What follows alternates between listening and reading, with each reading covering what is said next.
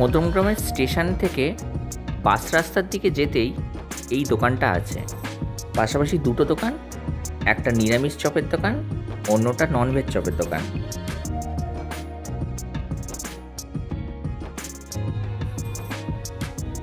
এদিকে যদি কখনো আসেন, পারলে এসে একবার খেয়ে যাবেন।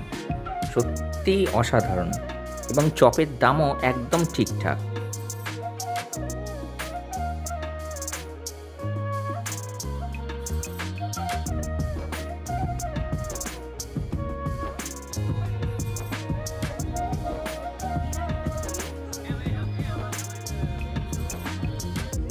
দুটো দোকানের চপই অসাম খেতে।